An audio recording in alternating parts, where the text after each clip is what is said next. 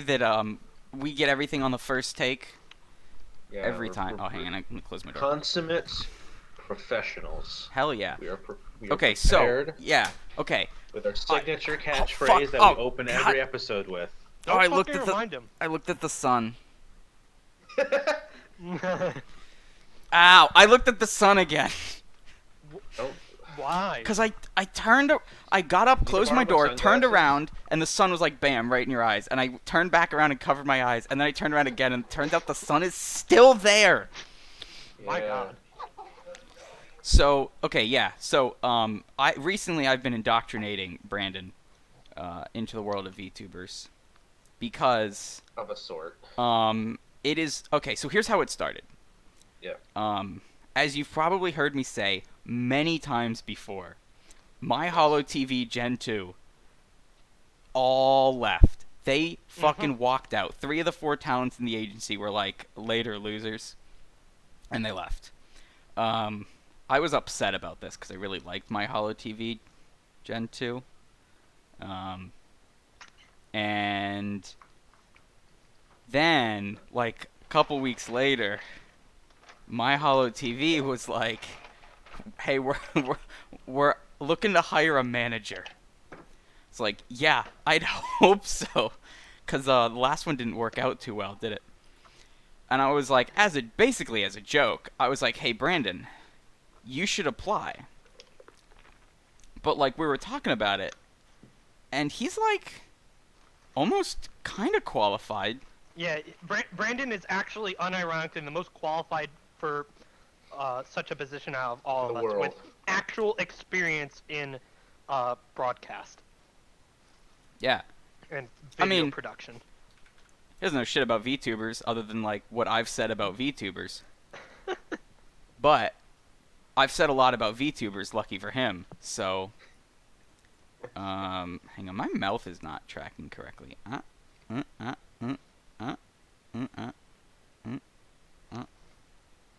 Hang on. I'm gonna reinitialize. You need to go to the next layer. Alright, okay.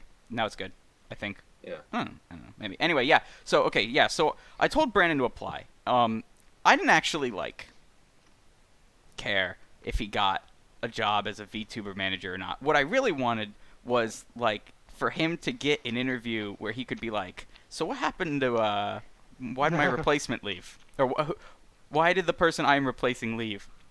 And tell me why Gen 2 left. I need to know. Unfortunately, he hasn't gotten a call back. My Hollow TV has not given me a rejection. I did send a follow-up saying, being like, hey, I just following up. Here's another copy of the resume in case the link didn't work. Nothing. 4V, the extremely... Alright, let's talk about 4V very briefly. 4V... Yes, they are the free speech 4V claims to be a VTuber free agency. speech VTuber agency. or What the fuck does personas. that mean? It means, or okay, so they claim that they will give IP rights of the characters to the talents. Which is interesting because that means there's no reason for the talents not to simply leave after you've given them the files. Right. Also, their CEO follows Elon Musk on Twitter, which is very funny to me. Yeah. The website's like, our founder still works a day job and is in debt. Which is cool. That's cool. Yeah, sure. Um, Entrepreneurial spirit. Here's what's not cool. On their About page, they refer to VTuber avatars as Versonas, Yes. Oh, Which God. is incredible. which is incredible. Sending me, as the kids say. They're like VTubers, also known, or like VTuber avatars, also known as Versonas. It's like, what do you mean, also known as? Yeah. By whom? No one has Well, no, there ever was that called them one Versonas. company There was from there, the there was early this one 2000s company. I was that looking at did- their YouTube video, Did and I rigging was for like, Second Life. yeah, they look like Second Did Life. stuff I'm for like, Second this Life. is some fucking 2008 shit. And then I was like, when was this video posted? And it was 2008. I was like, Yes. knew it. But Yeah, evidently they're the still company- around. Yes, but I think they still do a lot of work for Second Life, but also other businessy entertainment adjacent things. Very niche, I assume. It might just be. I didn't don't look know. into I it too don't. further. I don't know what they actually do. They probably don't really do anything. Yeah. At least 4V did politely decline. Yeah, good But on I didn't them.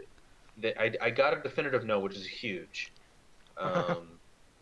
Yeah, so My Hollow TV still said nothing. I've been getting and into after my Hollow and TV died. I've been getting into other English mhm. agency VTubers. Yeah. And it turns They're out so scuffed. that they're all scuffed. 1 billion of them. They're all scuffed. Even like the big agencies like Prism and Sundaria are scuffed. I mean, hell, even Hololife's still scuffed at this point. But like a lot of them are hiring, so I just keep telling Brandon to apply. Yeah. Because I'm it would kind be of funny. invested now. Because like I guess of our friend circle, I am the most qualified to work in the entertainment industry. I still know functionally nothing about the specifics of VTubing. I can get you up to Um, speed. Don't you worry. We should actually do like once we finish book club, which I swear to And God will happen eventually. it might take us. Honestly, it might happen that it'll take us the full year, and we'll end on like the time we started. Okay, so here's what I Unless if think. you want to do that last chapter in like a giant marathon session. Here's what I'm where thinking. Where, Here's like, we here's don't what I'm stop thinking. streaming until we die. We are also someone remember. I'm about to scroll down in the book. I'm on page 1152. Is I'm where there. we're starting. I'll just drop that I number in the think. chat. Wait. Oh, actually, I have that in my notes. 1142. 1142. That's where we're starting. 42. Uh-oh. Yeah. Front row. Okay. Yeah. I'm gonna scroll down and find the end of this chapter here because I think it's like around 1200. All right, sandwich finished. Nice. Yeah. Okay. So 1217 is the start of the last chapter, and the last chapter is almost 100 pages long. But the entire thing is delivered with no punctuation whatsoever.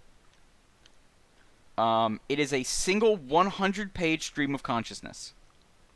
So I think that what I'll do is I'll get the audiobook. I'll listen to it while I sleep on repeat.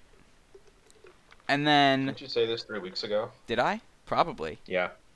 And then I'll simply like start speaking in tongues for the entirety of the episode. And then we'll be You'll done. go into a trance and summon the essence of the last chapter of Ulysses. Yeah. I'll channel my inner Joyce, and that'll be it. And we'll just knock that bitch out at once because, like I said, it's 100 pages stream of consciousness. I'm not really gonna pull anything important out of it, in all honesty. No. I'm partial to the idea that we do it all in one marathon session as like a charity. like we get fucked up on a Saturday, and Yeah, just because like it'll be during my summer break. I am currently minimally employed. I need to get back to your mom. What? That's something.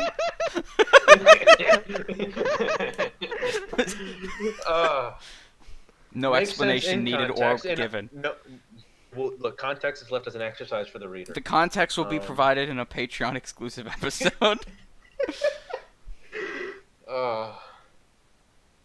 Yeah. All right, let's get into this um, fucking book. What's we're up, 10 minutes bookers? in. It's your boy Poldy-chan here. We're 9 minutes in. Same difference. Let's talk about Ulysses. All right, so where we last left off, Steven and Bloom were. Oh wait, I gotta get the music up. Steven and Bloom were talking. That was it. They've just been talking. And you're never going to believe it, not to spoil the rest of this episode, but they continue to talk for most of it. Dear God. But not all of it. Which is an interesting twist, I think. Whole new territory for Joyce here. Very big, yes. So, yeah. Let me get my notes going here.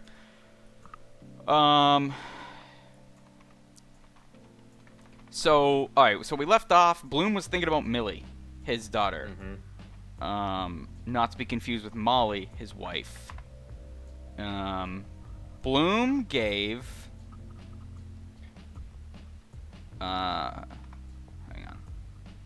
In what way had he utilized gifts? 1. An owl. 2. A clock, given as matrimonial auguries to interest and to instruct her.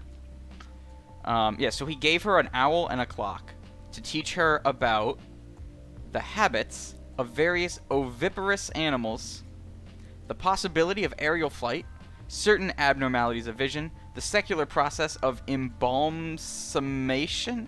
Someone Google that for me. For I guarantee Oh, that's a okay. fancy word for taxidermy. That makes sense, yeah.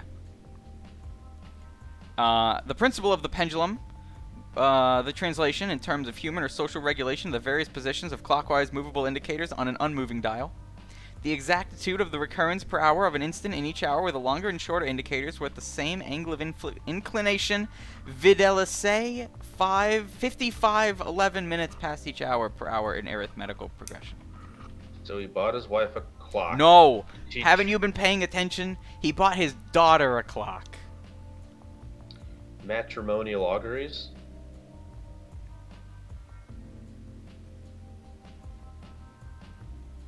Yeah, but we're talking about Millie, not Molly. Alright, so he's to teach his daughter about time Time and owls. and owls. Yeah. And she gave him a mustache cup. That is... What a delightful Victorian product. It is! It's got a little It is thing so your delightful. mustache doesn't get all TE. And if you recall earlier in the chapter, Bloom was going to drink from the mustache cup, but instead he Let Steven do it. no, he got 2 matching cups from the cup drawer so that him and Steven could have matching cups while they drink, which is kind of cute, I think. What a host. Yeah. Yeah. And then they kissed.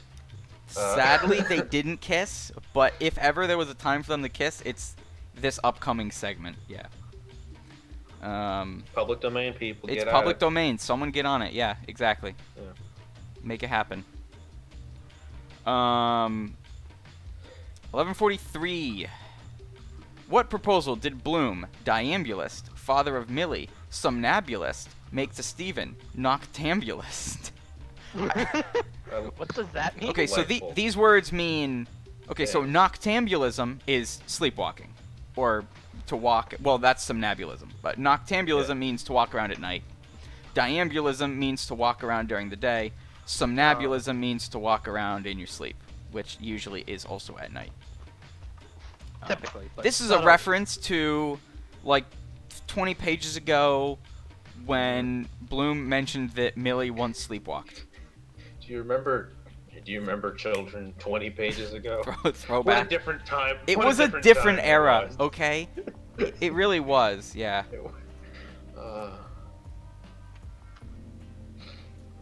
Yeah. And then I like the idea of calling Thursday proper and Friday like normal, as if there's some sort of forbidden abnormal Friday. That like Yeah. as part of a dark curse upon the realm. Yeah, so Bloom offers to Steven that he spends the night in the guest room so that they can keep talking and Steven can meet Molly and then Steven can teach Molly how to speak Italian. You know. Teach my wife how to speak Italian definitely sounds like a euphemism. Yeah. Absolutely. Like-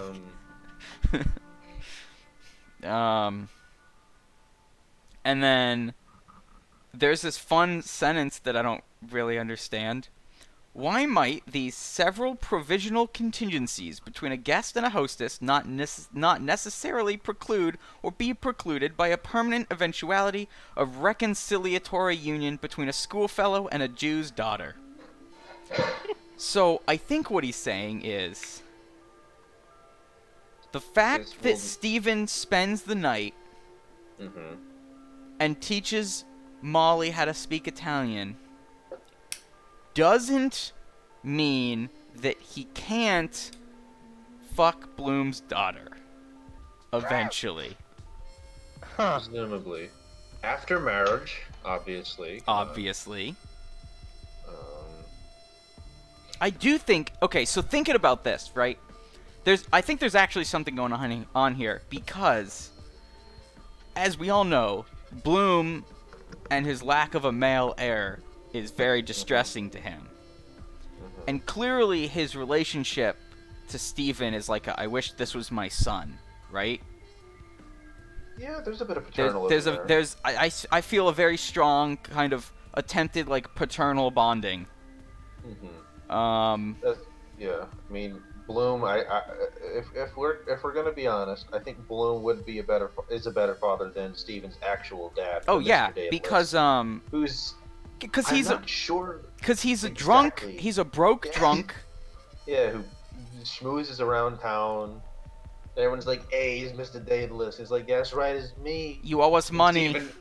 And Steven is like, I'm trying to contemplate my mortal soul and also think about my dead mom. Yeah, so the difference between the two is that Steven's dad is talented. Like, isn't he like a pianist and a published writer or something like that?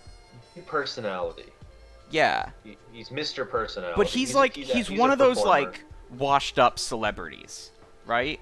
Where everyone people One know that him. might get into a online D&D game. Yeah. People know him, people like him, but he's still broke.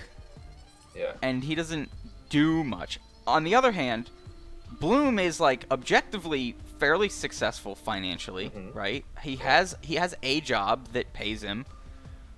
He's not broke. Pretty well. No one really likes him though. No. People put up with his existence, Right. except that one guy who threw like an empty tin of biscuits at his head. Right, but like by all the traditional measures of success, Bloom is doing well. But by all like the non-traditional measures of success, Steven's dad has won at life. Steven's dad would have People like like 100 times as many Twitter followers. Well, yeah.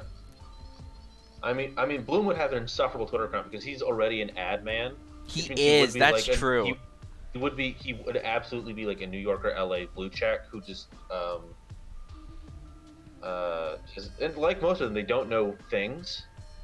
So it's totally in character. That's true. Yeah. Coastal elites ignoring the real Americans in fly country. Yeah. But anyway, if Steven married Millie, that would make Steven Bloom's son-in-law, thus giving him a son. So it's actually kind of surprised me that he's not like trying harder to get him to hook up. Well, Millie's like what? Millie? How old is she? Millie, I think she's sent to dancing school, so I assume a young lady. I think Millie is like college age, or high school. Maybe college freshman. She's I know that she's off going to boarding school. So is that like a finishing school for young ladies? So it's like she's 17 or 18. I think she's around that age. Yeah. Okay. Steven is a school teacher. Steven is like he's out of school already. I think, but he's like 20. He's in early 20s. Yeah. Maybe early to mid 20s. So perfectly, honestly, she might be a little old for him if we're going by the standards of the time. Yeah, it could happen. And then we've got this sentence: because the way to daughter led through mother, the way to mother through daughter, which sounds to me like if you want to fuck my daughter, you have to fuck my wife. I don't really get what they're getting at, but I think I get what they're getting at, and I like what I think more than what anyone who actually understands what they're saying could probably tell me. Yeah, I think there is a sexual like also, if you want to be chaste, the chaste reading is that her hand in marriage is through the wife. If you want to marry her, you got to impress her mom. Yeah. I mean that makes sense, but it's way less funny. No, yeah. To see if you're good enough for my daughter, first you have to satisfy me. And I warn you, I am of Spanish temperament. I'm not easily satisfied. Which is why I have apparently slept with every man in Dublin. Except my husband. Yeah. It's fun. To what inconsequent polysyllabic question of his host did the guest return a monosyllabic negative answer? So Bloom asks Stephen if he knew Mrs. Emily Sinico. Stephen says was no. accidentally killed at the train station. Yeah, he says no. Heartbreaking, yeah. He's like, no. Um, And then Bloom is about to say, he's about to explain why he wasn't at Stephen's mom's funeral, but then he didn't because he couldn't remember if he had already said it or not. yeah, it's smart. Imagine how. Oh no, embarrassing wait, would it be was if a you different repeated thing that yourself. this one he just decides not to say. There was something else Yeah. earlier Yeah, on but- that yeah, he's there's- like, I don't Sorry, I remember wasn't if at your said mom's this. funeral. Why? I No don't good know reason. why. It's okay. So it says a Doesn't statement matter. explanatory of his absence on the occasion of the interment of Mrs. Mary Dalis, vigil of the anniversary of the decease of Rudolph Bloom. So does Okay, that so mean it's that a he vigil. wasn't at Stephen's mom's funeral because he was at the anniversary vigil for his dad? That's his father. Yeah. Okay, that's actually a reasonable excuse. I couldn't mourn the loss of your parent because I had to go mourn the loss of my parent. Yeah. Look at us, we're bonding. Yeah, over see, shared we're parental bonding. Trauma. Paternal bonding. Fuck my wife, please. Teach her Italian. Show her the Italian method. um. Ugh. Stephen declines staying at Bloom's house, spending the night. Like, nah, no thanks. Even though it's like Thus 2 in the declining morning. fucking his wife. Yeah, it's 2 in the morning. Trash. Stephen pays him back the £7. Oh, look at him. He's What a paying lad. his debts. And then, what counter proposals were alternately advanced, accepted, modified, declined, restated in other terms, reaccepted, ratified, reconfirmed? To inaugurate a prearranged course of Italian instruction, place the residence of the instructed. To inaugurate a course of vocal instruction, place the residence of the instructress. To inaugurate a series of static, semi-static, and periapetic intellectual dialogues, places the residence of both speakers, if both speakers were residents in the same place. The Ship Hotel and Tavern, 6 Lower Abbey Street.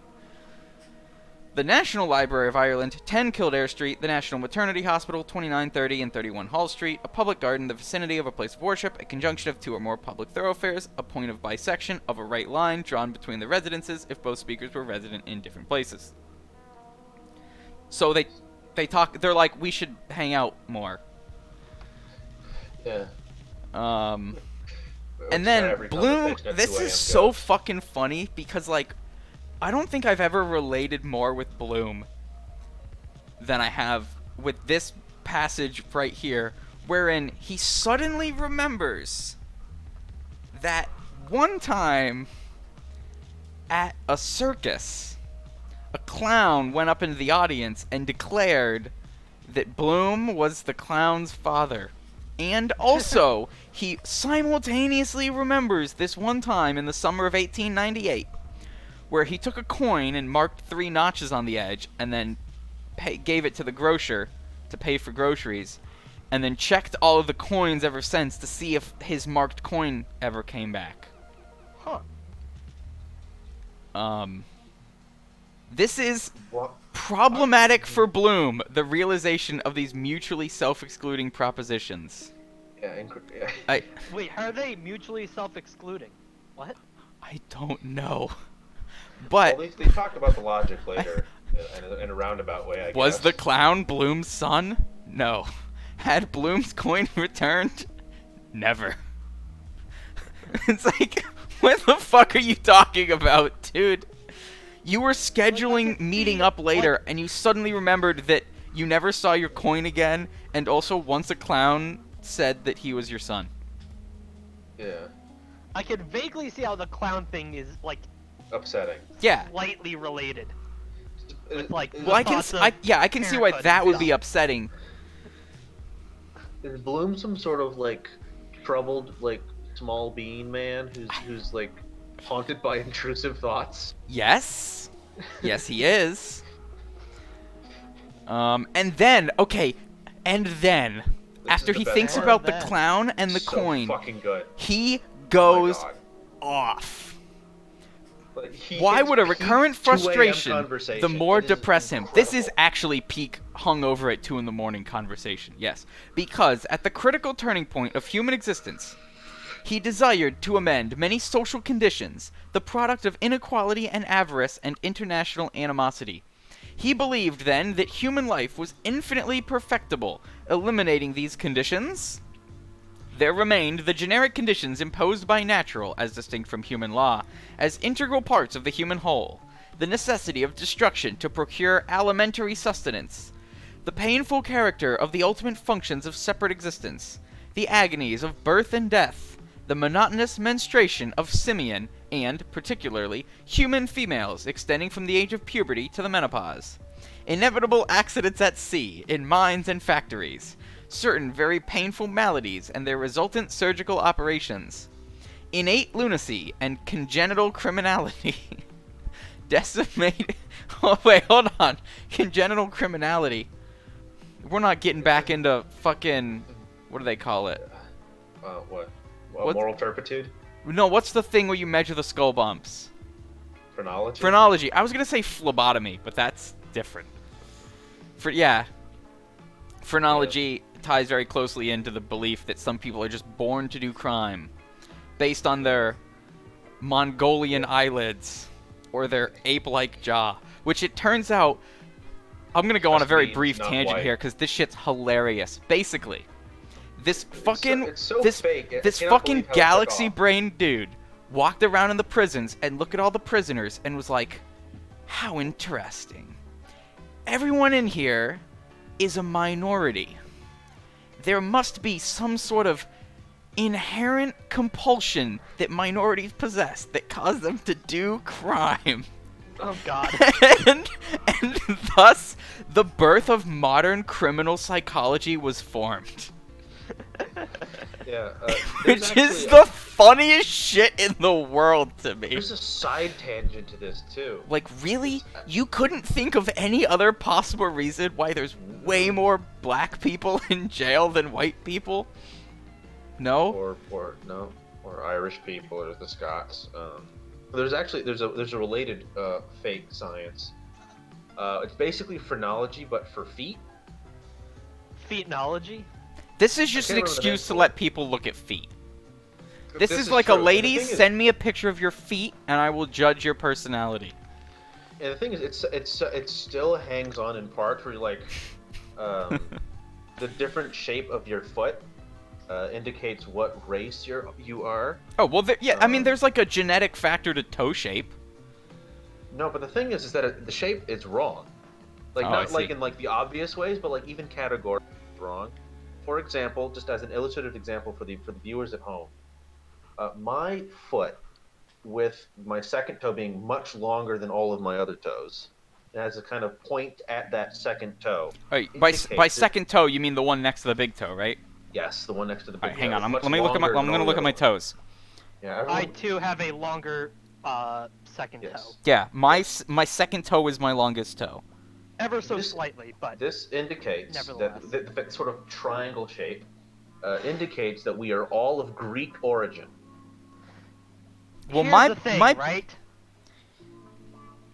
That's, I mean, not technically true, but possibly true for me. Yes, that we are all of the lesser one. The thing is, How much Note wait, my last how much- name. yeah. How much longer is your second toe than your big toe? quite a bit. My Not mine. for is me, not my big substantially. toe was almost the same size. Yeah. Like this point meant Greek. If it was flat, it was Roman. If it was rounded, They're the same fucking thing. Yeah.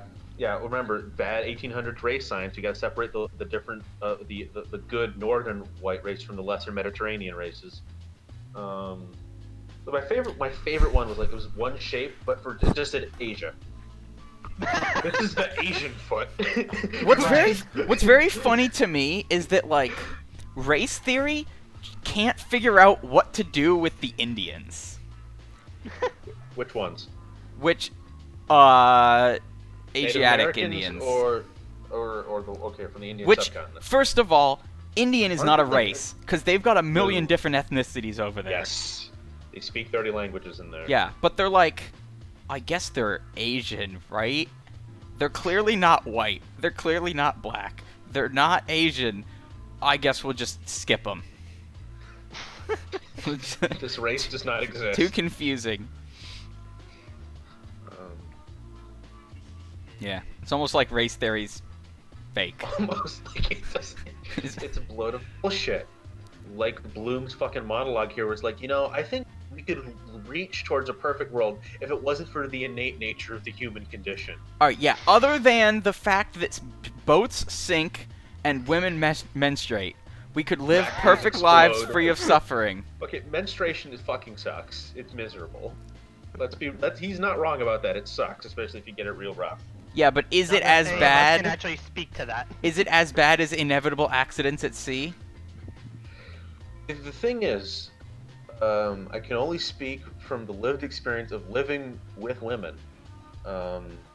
If any You of don't our know any women who've been lost at sea. if any No, of our but I if do know any that- of our that some of viewers their periods get so bad that basically she can't function for like a week. She's just bedridden for several days because it's so awful. if any of our viewers have both experienced menstruation and tragic accidents at sea, let us know which one was worse. Who death battle? Who wins? Who's next? Yeah. And the fact the inevitability of just the inevitability of death. Yep. And then he's like, why? Okay, then why did he stop from speculating? Because he's like, fuck. In a moment of clarity, Leopold Bloom realizes that he might not be the smartest man in the room. My God.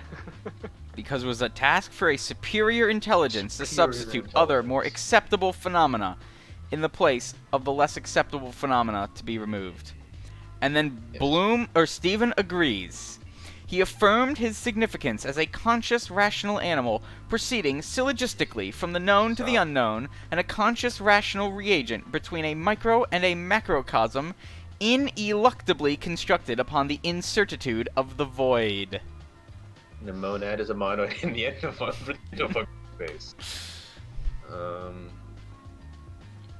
I Yeah. had to stop reading for like a good 5 minutes when I saw the word syllogistic. I'm like, mm-mm. Not Uh, taking it. yeah. I And then, already- thankfully, we quickly escape from the world of pseudo-philosophical bullshit into the Yeah. world of true Kino, in Oh, which boy. Bloom picks up the candlestick and Steven picks up his hat on the walking stick. Uh-huh. And then something commemorative psalm. Yeah. And then Bloom sets the candlestick down, and Steven puts the hat on, and then Bloom opens the door, and then the cat comes in the door, and then they walk outside and look at the stars. Wow. What spectacle confronted them when they, first the host, then the guest, emerged silently, doubly dark, from obscurity by a passage from the rear of the house into the penumbra of the garden? The heaven tree of Walk outside. stars, hung with humid night blue fruit. And then Bloom talks for a couple pages about space and is wrong about like all of them. Yes. Um, He thinks Alpha's. The thing is, he thinks Sirius is 10 light years away. And he gets a bunch of things wrong. So, It's so much. he says that If only you we knew take- somebody who knew astrophysics. if you take a person and you put them at the bottom of a vertical shaft 1 mile deep, Yes. they would be able to see the Milky Way. It is true that from a deep vertical shaft, an observer will be able to see some stars during the day. They wouldn't on the surface. But not the Milky Way. It's way too faint. Would never work. Yeah, In you like basically need to be in like the middle of the jungle. Especially nowadays with all the light pollution.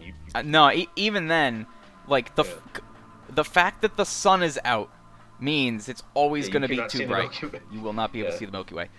He is wrong about the number of light years that Sirius is away. He's Was basically he right for like estimates at the time? no. No. Okay. No, he was an order of magnitude off what contemporary astronomers believed the distance Okay, to be. so Fermi estimation means he got it spot on. Sure. He is wrong. What else? I'm not really gonna dig through the annotations. He's wrong about a whole bunch of things. Were their obverse meditations of involution increasingly less vast?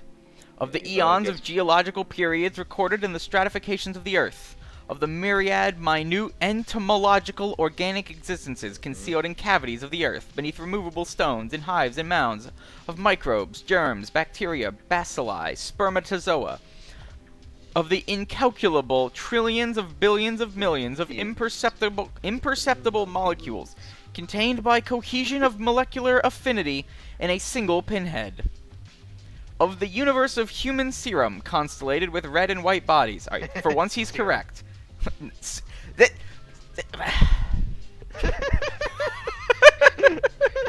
I imagine this passage like in like the voice of Carl Sagan. Universes of void space constellated with other bodies, each in continuity, its universe of divisible component bodies, of which each was again divisible in divisions of redivisible component bodies, dividends and divisors ever diminishing without actual division, till, if the progress were carried far enough, not nowhere was never reached. What? This is true. Okay, so this is a thing. Hang on, the annotations actually talk about this. Let me pull them up. So this was basically a theory that said that, hang on, let me find this here. I'm gonna fuck it up if I try and explain it without reading from the annotations, which I now can't. Was this about what the fundamental nature of numbers? Sort of trying to figure No, out, this like, was about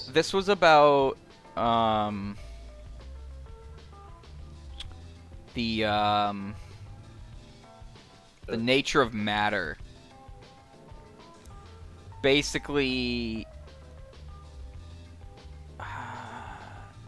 something about. I'm drawing a blank here. I know I fucking found it in the annotations before. No, I can't find it again. Hang on. Was it like a fundamental property of matter? It was okay. So basically, before one of the theories, which was disproven, was basically that atoms.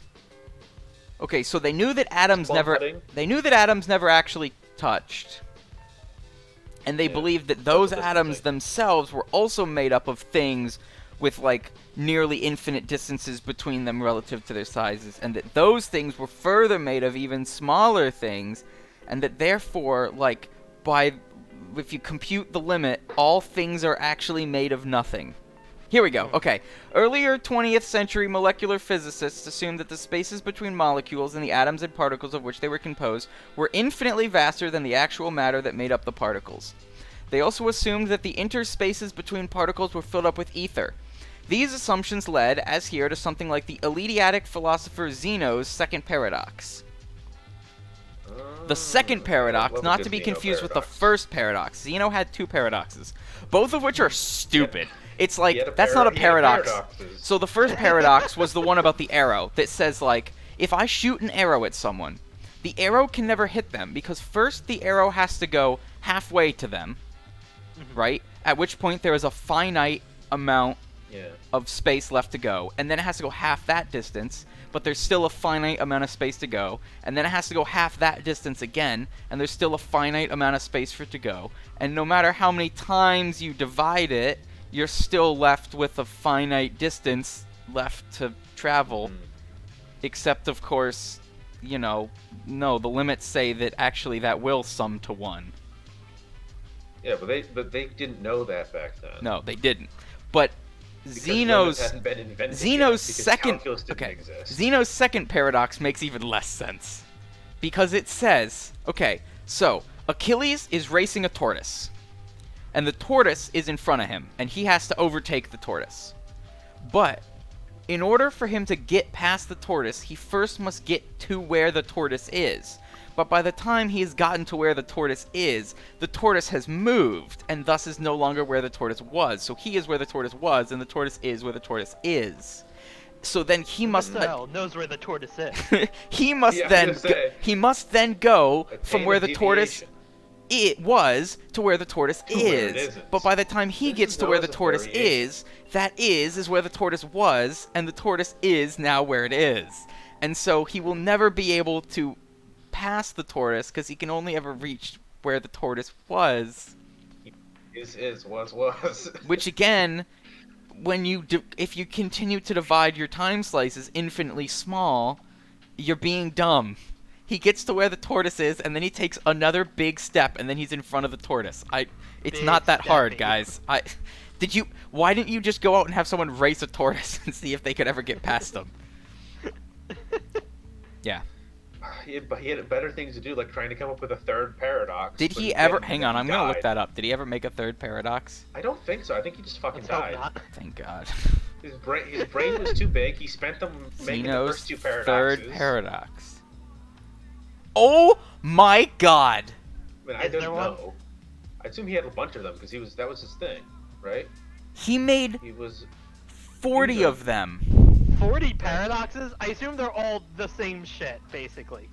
They're basically all the I don't same remember thing that are now solved by limit theory. Yes. Yeah.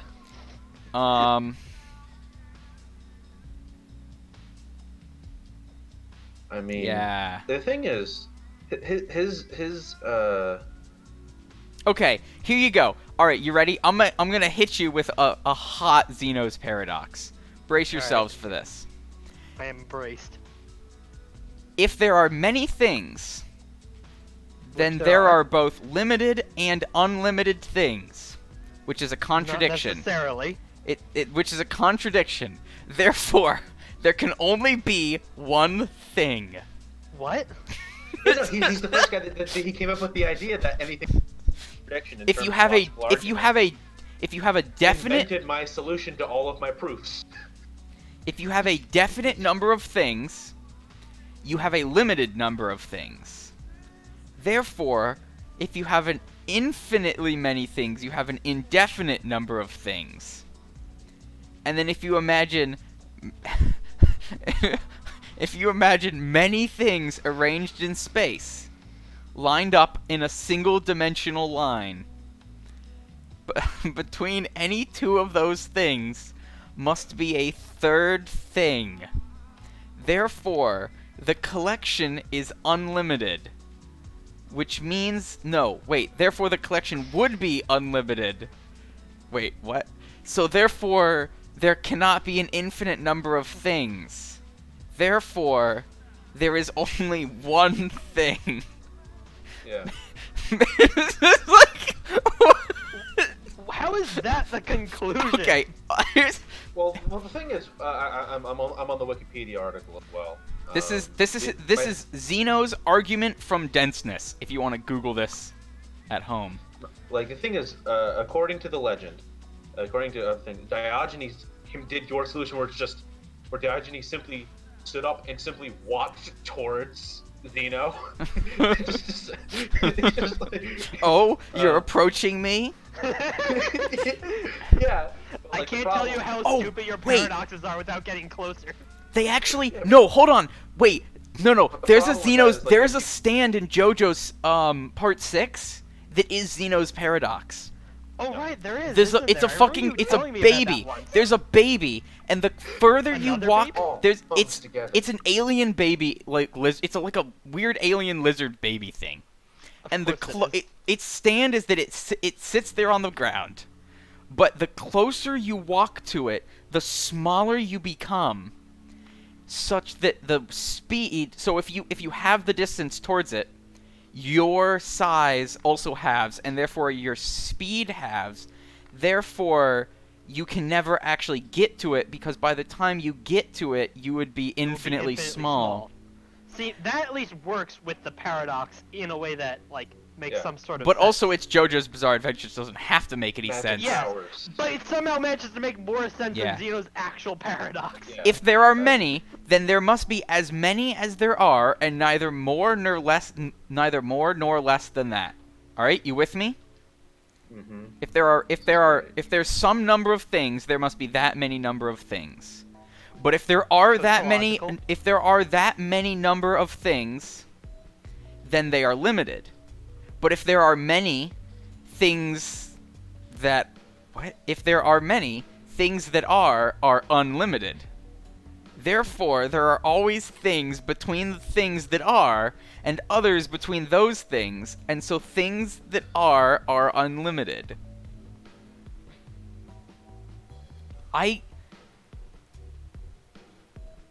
Okay, so I think what he's trying to say is that if you look around and pick any two around. things that you can see, I got two things right here. there exists I have two things. there exists between those two things some other, at least one other thing. As in air. Air, yeah. And if you pick within that air any two particles, there must be between those two things more things. As in like other Other smaller air particles. And therefore, there are an infinite number of things. No. No. Yeah, flicking through like some of the solutions, like proposed solutions, Diogenes was like, "I will simply walk to you." That doesn't disprove. That only disproves the conclusion, not the argument. Aristotle was like, "You cannot divide time into discrete units. You just can't do it. Therefore, the paradox doesn't exist because time is not composed of indivisible nows." Archimedes did a geometric proof, which effectively was the same as using limits. Saint Thomas Aquinas was that time is not made up of instants. There are no because there is no instances of time. The philosopher Bertrand Russell, he said that even if there is a durationless instant, you cannot move during a durationless period of time.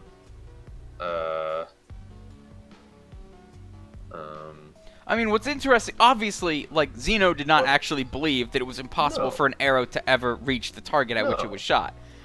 It was more like, we do not have a mechanism by which we can prove this Yes. theorem is false. Which was true at the time, because they were still making steps in things like There was, yeah, basic Math. math. they were still working on like what is a triangle. Well, okay, so for example, How do I make water flow uphill? the sum from x equals 1 to x equals infinity of 1 over x, which we now know converges to 1, they hadn't proved that yet.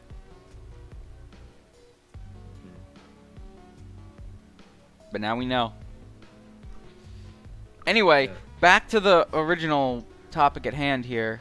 Textbook? Some more bullshit. Get ready for this. Can't wait. Yeah. Why did he not elaborate these calculations to a more precise result? Because some years previously, in 1886, when occupied with the problem of the quadrature of the circle. So, the quadrature of the circle. Problem goes like this. You are given a circle, a compass, and a straight edge.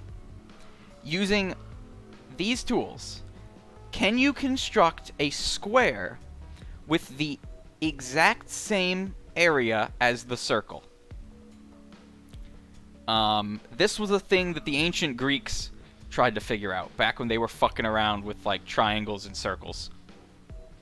And no one had ever managed to do it, but also no one had ever proved that you couldn't do it for literally like 2,000 years. Until in 1882, it was proven impossible. The proof of which basically hinges upon the fact that pi is not an algebraically irrational number. It is a transcendentally irrational number. A distinction which I did not understand when I read the Wikipedia article. If I recall correctly, that means it only appears irrational, but No. does eventually end? It Ooh. means, okay, there are some irrational numbers which can still be the root of a polynomial with rational coefficients. Right. Okay. A number that can do this is an algebraically irrational number. A number that cannot do this is a transcendentally irrational number. And pi is a transcendentally irrational number, and as a result, there's a proof that says that it can never be done in a finite number of operations, because basically you would have to find a polynomial for which it is the root for, which is your operation. Impossible. Something, yeah. And you can't do it. This do was it. disproven in 1882. When someone did it. No, when the proof that you couldn't do it was published in 1882.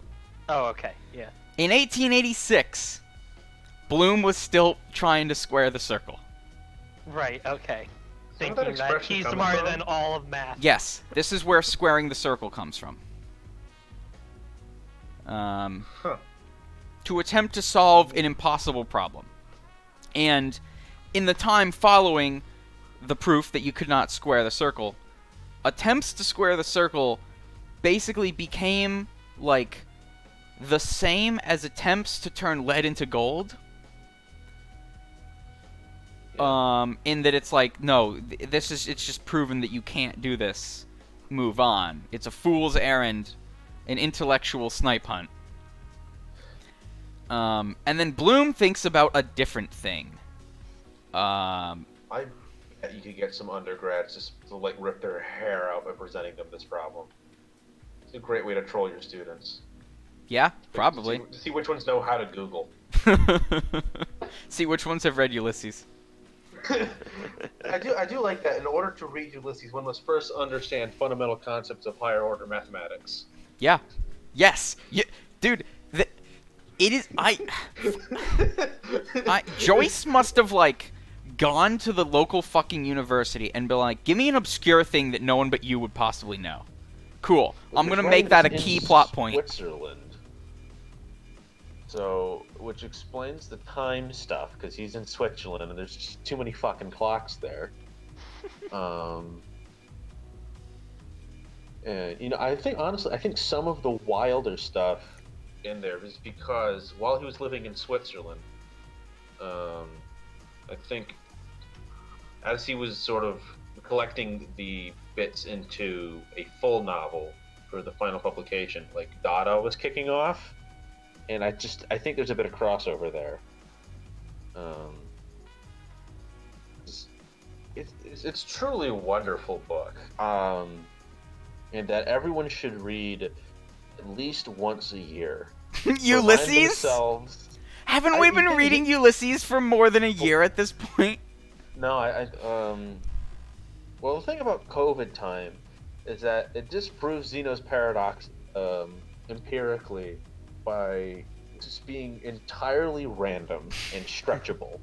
Speaking of It's COVID actually- time, Like, the further it goes, like, the time space isn't shrinking, it's somehow expanding despite stuff getting cut in half. We're about 3 months from this being a year.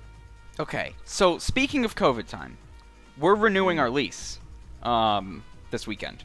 And I was looking at the yeah. old lease, and that lease said that it expired May 1st, 2020. And I was like, wait. But we've been here for a year, and it's 2021, This is true. and I was like, losing my fucking mind. Until I Before you remembered came to that the conclusion. actually, we've been here for 2 years now. And I was like, why do I have no recollection whatsoever of the first year that we've been here? And then it slowly Swallowed came the back to void. me. Yeah, no, it just got fucking memory hold. Yeah, That's I was like, fine. I was looking at my fucking, like, bank statements in 2018. I was like, yeah, sure enough, Fucking the red strings. I on was the corkboard paying trying to I was prove. paying rent But how could it be? Because we didn't move in until 2020. Yeah. Anyway, so Bloom. Okay, so there's this concept that shows up in like esoteric numerology and shit. Which is one of my favorite things. And it basically it goes like this. To understand the Kabbalah. Yeah, kind of, actually. Yes. Okay, so there was this theory. This, like, not even a theory. Misconception? Belief? That... Pseudoscientific gobbledygook. Yes. That there was, like, these ancient orders of priests, and they would compute by hand 9 to the 9... times 9 to the 9 times 9 to the 9 and so on. So they would do 9 to the 9, and then they would do 9 to the 9 times 9 to the 9, and then they would do 9 to the 9 times 9 to the 9 times 9 to the 9.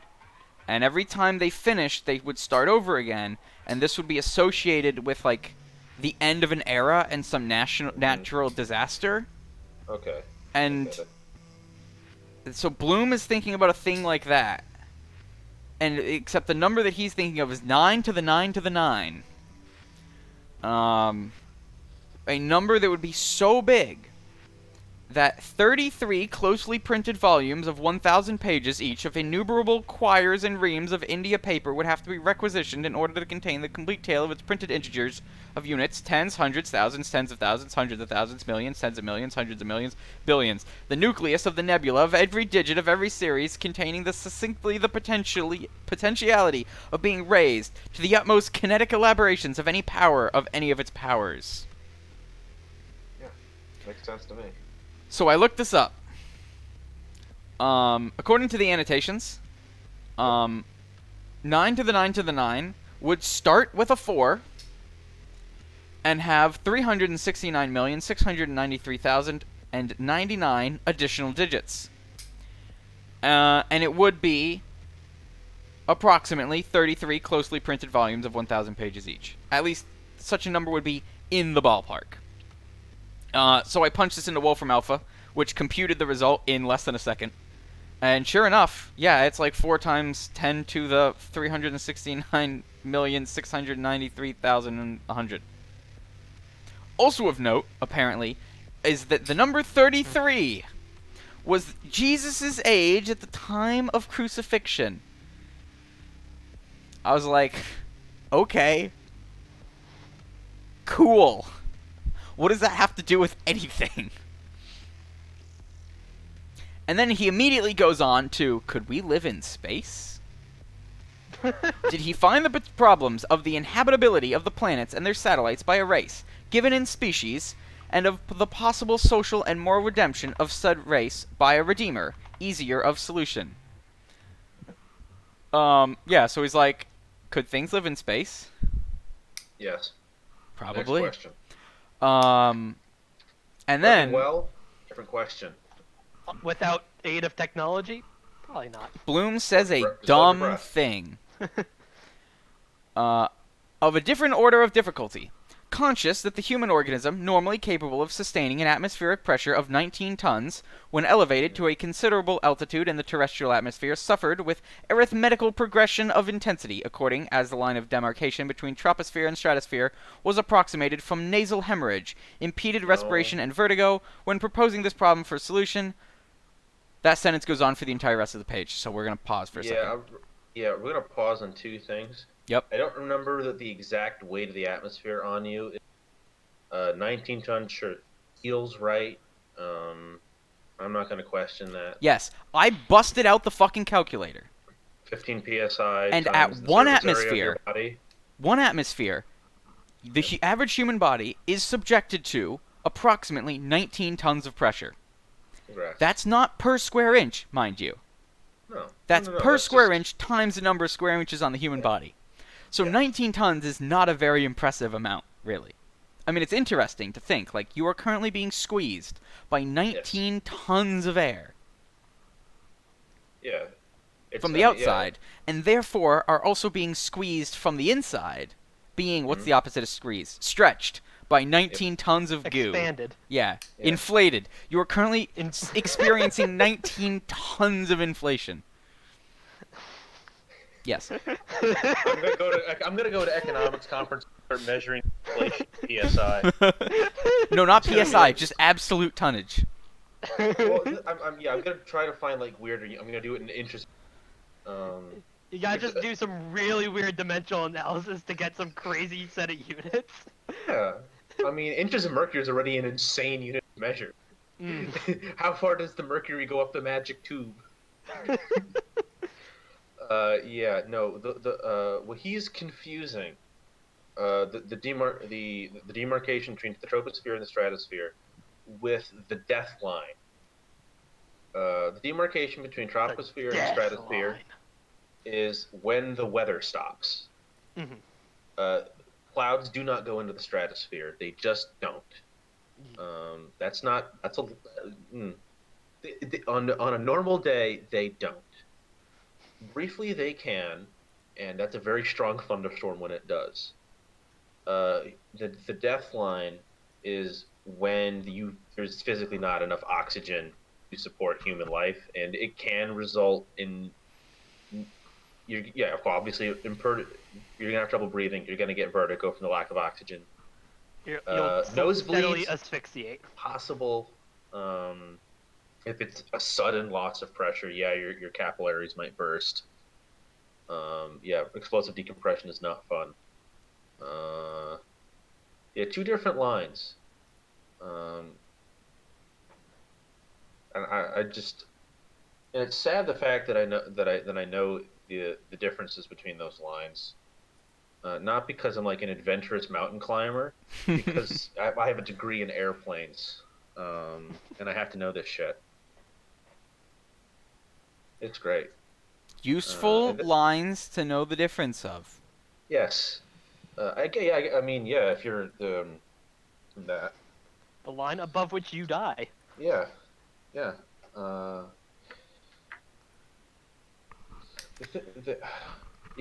Here's the thing.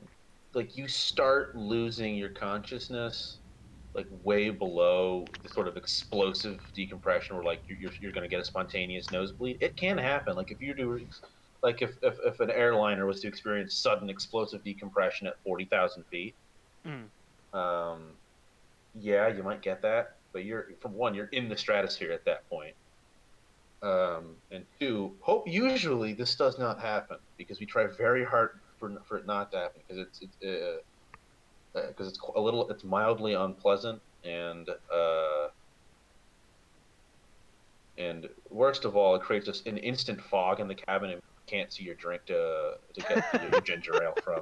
You can't flag down the flight attendant to get your nuts.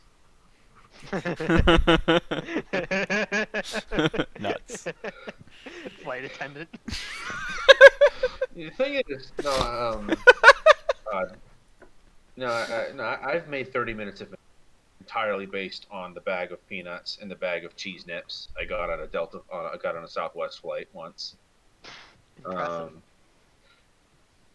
I had a captive audience. So moving on. Yeah. Okay. Yeah, So Martians, yeah. He concludes.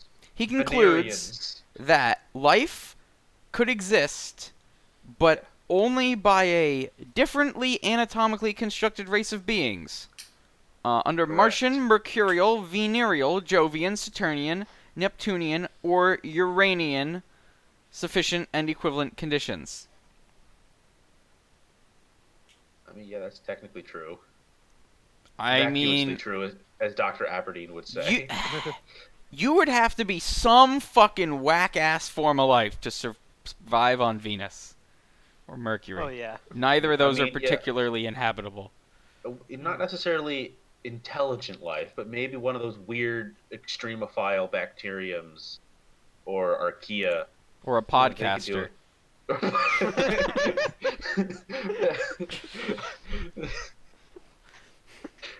This is true.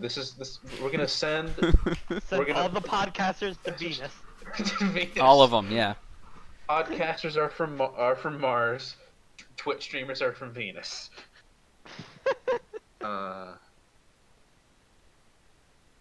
Yeah. But, and then And then he says vanities. vanities a whole bunch. Is he talking about mirrors? Though Is an it- apogean Or the humanity fin. of beings created in varying forms with finite differences resulting similar to the whole and to one another, would probably there as here remain inalterably and inalienably attached to vanities of vanities, and to all that is vanity. Yeah, man. And then they Right, talk about the okay. colors of the constellations and shit. And shit. Of which he is repeatedly wrong So about wrong. the constellations. If only we knew. If only we knew someone who knew stuff about space. If only. If only. Um, Tragically, this is unknowable. yeah, I'm just gonna kind of skip over most of this stuff because Yeah. I don't know shit about space, dude. Yeah. No, it's not real. It's not it's- real. It's not real. It's in the fixed, immovable crystal firmament. Um, the only thing I liked that was it's another tangent about like the vitality colors is that there was a piece of quack Victorian medicine that would claim to cure you of various maladies by simply having you sit under colored light. Cool. You could tuberculosis could be cured with a green light. Jaundice could be cured with a yellow light, obviously. What basis did they choose the colors on? Vibes. They pulled them Right. out of their fucking asses. Well, considering that the orange light was supposed to cure pancreatic cancer, I think it was pure vibes. Did it work? Uh, I yeah, and the suspect thing not. is, and of course, this was you couldn't buy the box with the colored lights in it. You had to like rent time on it, and it was £100 an hour to sit under an orange light to cure your horrific pancreatic cancer, and except it wouldn't work because it was a fucking light bulb. You know, at least they put a With a light bulb filter. in there. What do they fucking call this shit? Like the orgone booths? That's later, isn't it? Those Orgon came. Energy's later. Orgone energy came later, yeah. But the orgone energy was literally It's the Force. just Yeah, literally vibes. But like the Pure the vibes. booths, the orgone horny- booths the horny were vibes. just fancy wooden booths. That was it. Yeah. They didn't even have a goddamn light bulb or anything. Yeah, it's somehow, which is impressive because like that manages to be like less sophisticated of a nonsense machine than like the meters that the Scientologists use. The e-meters actually like It's they a- do it's stuff. A voltmeter. Yeah. It's a voltmeter. They basically just you like can do the same thing by just holding two they ends of your detect dad's like volt- static electricity building up as you move your hands back and forth. yeah over the soda cans. Yeah. But it does do something. It doesn't measure any actual meaningful No. value, You cannot measure the E's. but it does something. E. You got too much E, you gotta die. Yeah, basically. Terminal case of E. Oh, fucking L. Ron Hubbard must have been the most charismatic man in the world to get people into this shit. I mean, it was the '60s, but Wasn't he like short and ugly and weird Yeah, and yelled a lot? yeah. He was a science fiction writer. Not Who couldn't exactly sell his books, so instead made a religion. not exactly No, known he for charisma. sold a lot of books.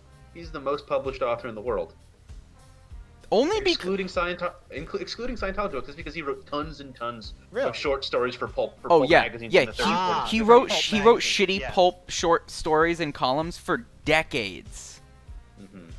Like and Yeah. we're like real Decades. pulpy shit, like homoerotic cowboy action.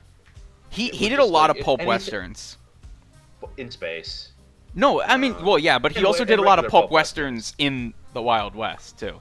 Yeah. Just because that was popular shit at the time. Just like some bros out shirtless, rubbing against each other as they share a horse. The assless chaps, Well, the sunset. look. We can all agree that the flag that flies over Marlboro country is a rainbow flag. uh, um, Yeah. My God, I'm still disappointed that they do not fight L. Ron Hubbard in Part 6. They should. I want to know if so who was it that was talking about how they should replace the Disneyland arc in JoJo's Me. Part 6? Yeah, replace it with they go to Clearwater and they fight the Scientologists. Yes. But I Much genuinely do not know who has a scarier legal team. The Scientologists are Disney. Yeah. He's got more money, but Scientology is much faster to litigate. Yeah. They will immediately hit you with a federal lawsuit. And they'll hit you with multiple lawsuits in every jurisdiction. Versus Disney will just pick one jurisdiction Well, to sue you in. Disney's legal team is like ruthlessly efficient, but the Scientology legal team, like they go scorched earth. They're a pack of wolves. Yes. They will go on the dark web and hire assassins. Like, we joke about Disney assassins, but there is evidence, allegedly. Yes. Allegedly. No one has ever allegedly. allegedly been murdered by Disney. Many people have disappeared while associated with Scientology. Again, we cannot stress this Allegedly. enough. This is all allegedly circumstantial. In hearsay. Minecraft. Yeah, in Roblox. Yeah. And again, much like the unique positions of the Church of Scientology, Leopold Bloom has unique positions on the births of William Shakespeare in relation to various astrological symbols. Is that what he's talking about here? Yes, in other things. I'll be on. Oh yeah, it totally is. Yeah, I just kind of scrolled past all of that shit because I was like, I don't give Yeah, it's a astrology. fuck. It's astrology. I'm not a TikTok teen. I don't know what a rising Scorpio in the back of a Jupiter when Mercury's I'm in pretty sure retrograde. that's a I sex don't know what position. that means. I was saying, is that in the Kama Sutra? I don't know. Yeah. All right, we're gonna try and pick up the pace here because I want to finish in Yeah, time for me let's to eat go. and then watch the next Yes. Kawaii Productions debut tonight. So, Third impact happens. speedrun mode. What affinities There's no exist? heaven tree. What affinities exist between the moon and the women? All right, this passage is actually good. I'm going to read Great. this one out here. What special affinities appeared to him to exist between the moon and the woman? Her antiquity in preceding and surviving successive Tellurian generations, her nocturnal predominance, her satelic dependence, her luminary reflection, her constancy under all her phases, rising and setting by her appointed times, waxing and waning, the forced invariability of her aspect, her indeterminate response to inaffirmative interrogation, her potency over effluent and refluent waters. Okay, I don't. This doesn't make any Women fucking be sense to me. controlling the tides. Like, what? You're just listing mood things. None of these have anything to do with women.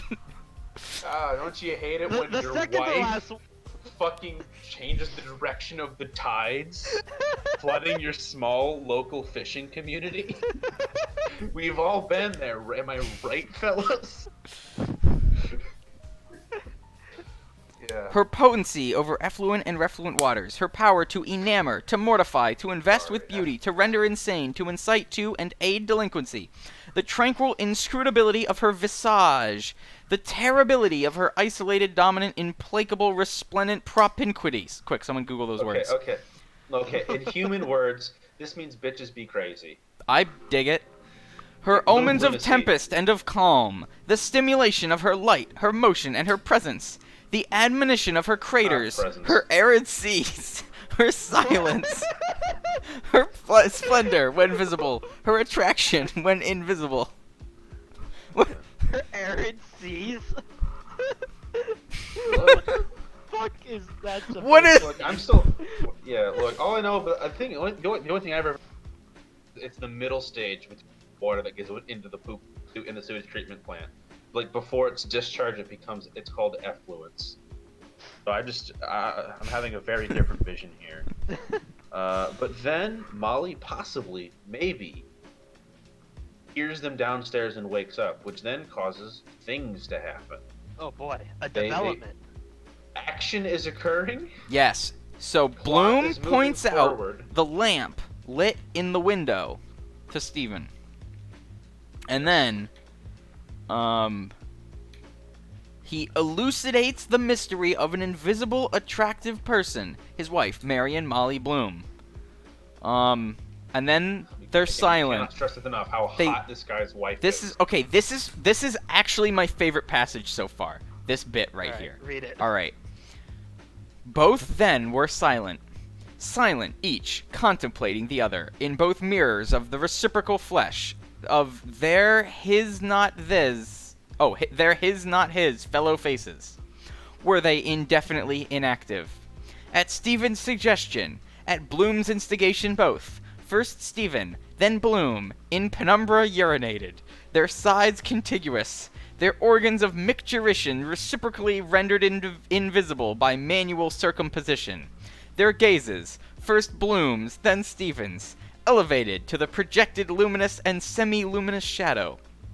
Similarly, the trajectories of their first sequent, then simultaneous urinations were dissimilar. Bloom's, longer, less irruent, in the incomplete form of the bifurcated penultimate alphabetical letter, who in his ultimate year at high school, 1880, had been capable of attaining the point of greatest altitude against the whole concurrent strength of the institution, 210 scholars. Stevens higher, more sibilant, who in the ultimate hours of the previous day had augmented by diuretic consumption and insistent vesical pressure. Beautiful. What different You problems bros. presented themselves to each concerning the invisible audible collateral organ of the other? To Bloom, the problems of irritability, tumescence, rigidity, reactivity, dimension, sanitariness, pilosity. To Stephen, the problem of the sacerdotal integrity of Jesus circumcised. 1st of January, holiday of obligation to hear Mass and abstain from unnecessary servile work.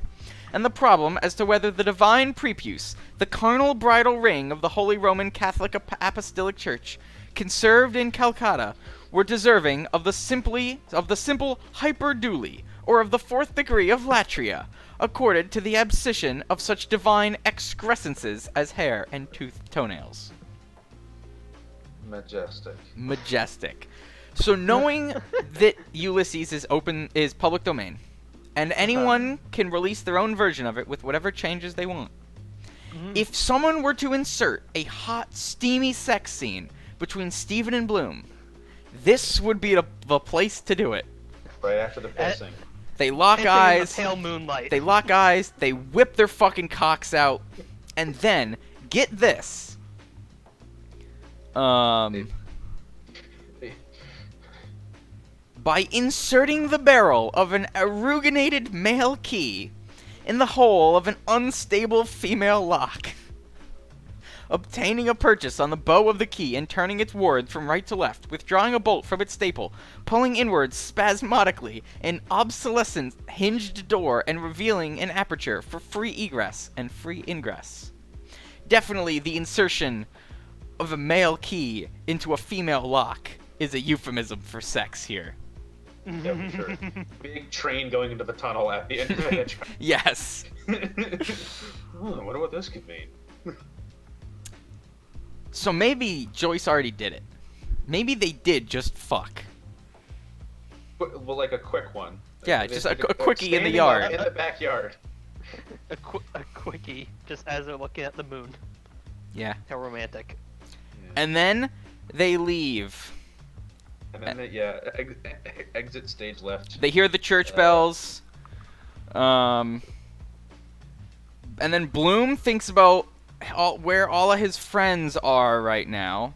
Martin in bed, Jack in bed, Simon in bed, Ned in bed, Tom in bed, Joe in bed, John in bed, Bernard in bed, Patty in bed, Patsy in bed, Patty in the grave. Patty's in the grave. Yeah, Patty fucking died. Well, he is technically asleep, but like That was the guy yeah, whose the funeral big Bloom sleep. went to in chapter 6. Remember chapter 6? And Oh, then how young we were. And then Bloom hears the double reverberation of retreating feet on the heaven-born earth, the double vibration of a Jew's harp in the resident lane. Turns out a Jew's harp is like an actual thing. It's like a whistle kind of thing, like a metal Not a whistle. harp. Not a harp, metal That's whistle. not a harp. It's a metal whistle. And then Bloom feels the cold of interstellar space, thousands of degrees below freezing point.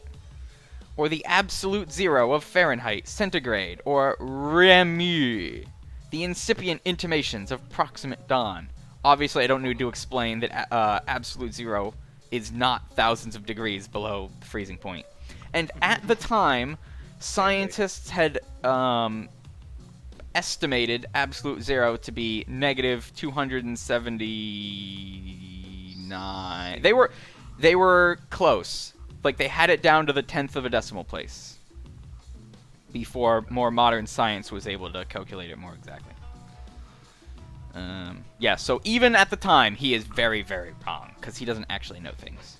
And then here's the bell chime, and hand touch, and footstep, and lone chill, and it reminds him of his companions, now in various manners in different places, defunct. Percy, killed in action.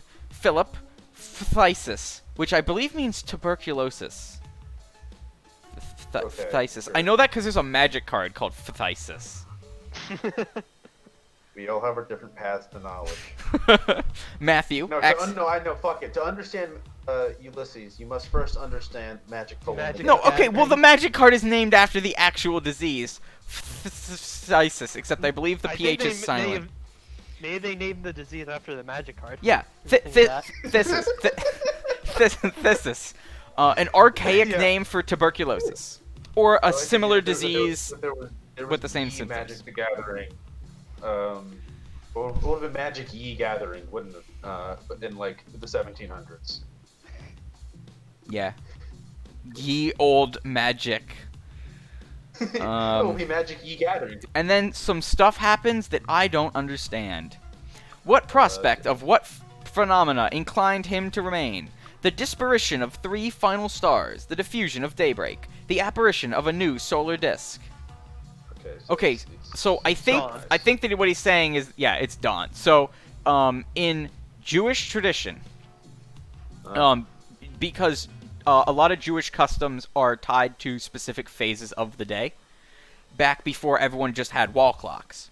So they had to figure out when is it morning and when is it dawn, and when they say that you need to fast from sun up till sundown, how long you got to do it. If you can see no more than 1 star in the sky, it is day. If you can see 2 stars in the sky, it is twilight. If you can see 3 stars in the sky or more, it is night. So the disparition of 3 final stars means it's turning into day. Had he ever been a specter of those phenomena? Once, in 1887, after a protracted performance of charades in the house of Luke Doyle, Kimmage, he had awaited with patience the apparition of the diurnal phenomena. Seated on a wall, his gaze turned in the direction of Mizrach, the east. So has he ever seen the sunrise before?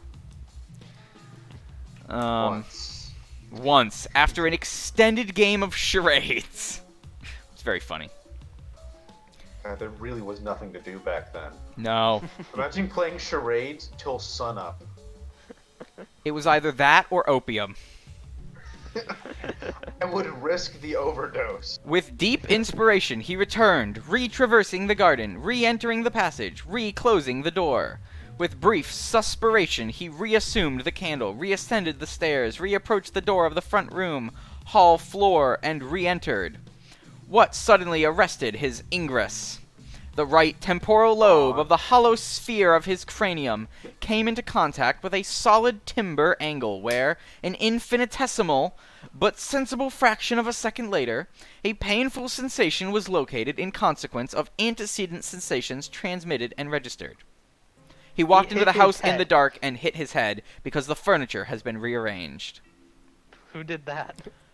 I don't know. Molly? Ultra. This apparently is a reference to the Odyssey. Telemachus. Telemachus is the book of the Odyssey in which Odysseus returns home after many years away to find his house full of suitors. So he comes home and he finds that the furniture has been rearranged, and this is his Telemachus moment. But remember that in Telemachus, it was all of the people who were trying to fuck his wife. Yep.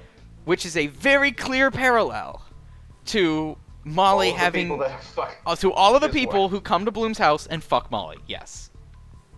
Exactly. And that is where we will call it, I think, for tonight. Yeah.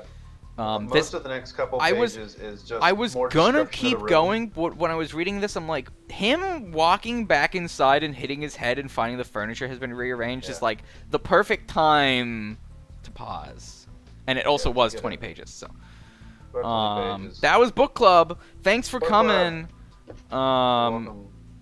Yeah, I gotta watch some VTubers. Kawaii Project, also known as Project Kawaii Official. The worst VTuber agency name I've ever heard, but I have high hopes for the talents. Mhm. These are the Versonas. No one calls them Versonas. I hope 4V. No, that I was gonna say I hope they die, but their talent. They've shown one talent, right? The Moth Girl, who was kind of cute. 4V. What is this? Juniper? Or No, someone it's else not who's Juniper. also There's Moth? more than one Moth Girl that isn't Juniper. There's more. You mean there's more than 2 moth girls? Yes. Yes. Yeah, they're in Mothman's harem. Okay. I'm glad that joke landed Yeah, for one I am person. aware of 3 Moth Girls and 1 Firefly. Orion Juno of 4V. Have the others debuted yet, or are these? None of them have debuted. Hmm. Juno is in the post-reveal pre-debut phase. She advertises Purgatory. herself as a moth spirit guide and a pro gamer, so she had better actually be good at video games. I don't remember the names of the other 2. One had a sword, One had a sword. One was like, yeah, anime sword girl. and the other was a fish girl whose tagline was "Single fish in your area would let." Yeah, single fish in your area, which is very good. Okay, it's Lena. Wait, what the fuck? Wait, who are these? No? Oh, did they get more? Wait, what? So should I reapply? No, hold on. They already. No, you should apply and see if you get the job. I already have a job that's gonna pay more than a fucking internship. Hang on, I'm gonna put this. Something to get I'm gonna something put. to I'm do gonna in put the this in book evenings. club. I'm put this in book club. Perceive. Perceive. This Here's worthy of literature. this is Kino. This is this. Okay, they posted this January 19th. Uh huh. These 3 silhouettes: Viv, Orion, and Lena.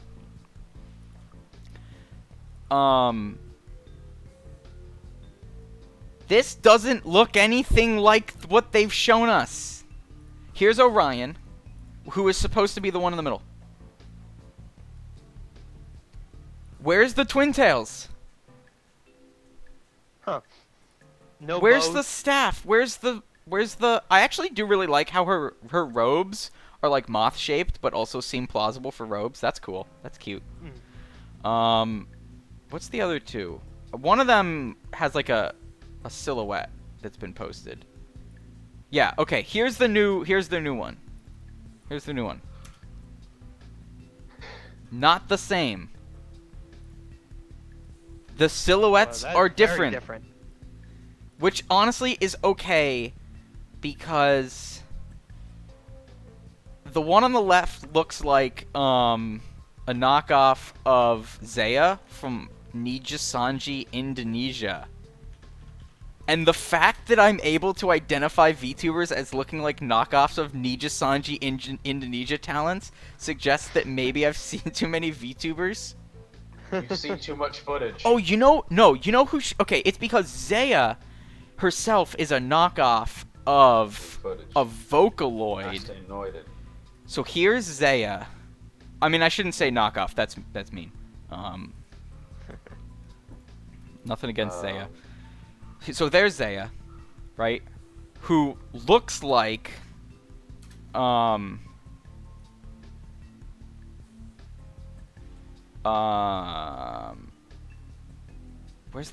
where's the one with the to any VTubing this one or prospective talent. She looks like Ren.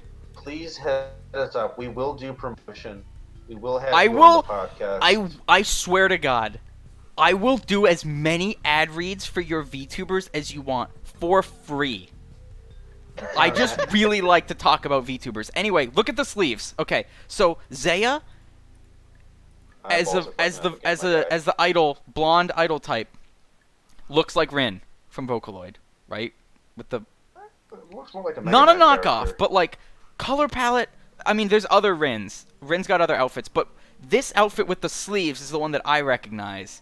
And the sleeves look like the sleeves on Viv. No, actually, wait. There's a It's her. It's not her. It's her. no. It's not her. Maybe it's not. Hang on. I gotta look at all the Vocaloids.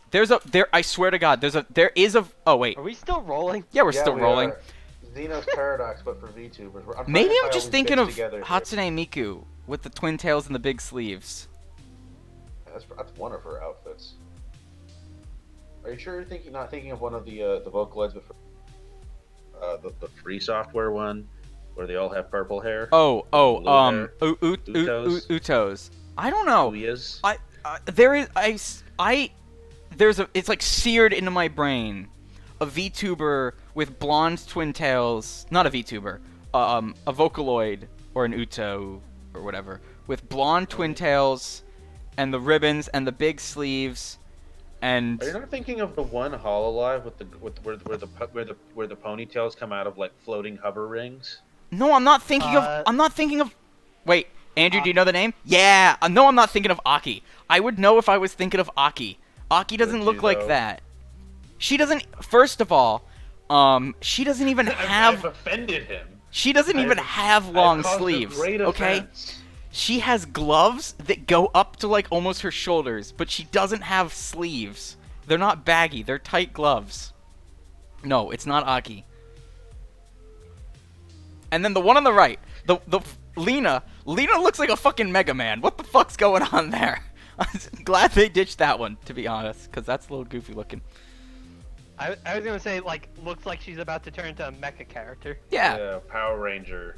It's very, very Super Sentai. Oh yeah. Okay. Yeah. I was actually looking up if they show me your VTubers. No. Please show them to him. He can't live without new VTubers every week. He will die. Don't you worry. r/virtual YouTubers is a never-ending stream of I'm a new VTuber. Please come to my debut. That's it. The entire subreddit is just VTubers Beautiful. self-promoting. Is there Apparently, a Circle Jerk subreddit for VTubing yet? I mean, there's OK Buddy Hololive. we should actually make VTuber Circle Jerk. That would be a good subreddit. That's it. I don't Anyway, like how wide you Orion cast that weight. Orion did a dumb meme TikTok of her getting TikTok. #1 Victory Royale. Did she wipe out Tomato Town? Yes. It's kind of cringe, but so is TikTok. I fucking guess. TikTok Hang on. No, about hold on. the Wait. Fortnite If TikTok. I've seen this, you guys need to see this too, and then we'll call it. God. Just If you Just you can't click post cringe. just click the link. It's not cringe. VTubers is a cringe-free zone. Just No, but this just is in click book the club. just watch the video. Just watch the Have just you shown me this before? No, I haven't. I didn't show you this one. I showed you a different one. Watch the goddamn video, please. I swear to God, I'm losing my fucking I mind. watched the video. It's only 8 seconds. It's only 8 seconds. Yeah. None of this makes any fucking sense. She's just like, I'm gonna put the cool. What do kids like? Is it the gun? Is it when you put? Is it the cool sunglasses? Is it Chug Jug? I don't know.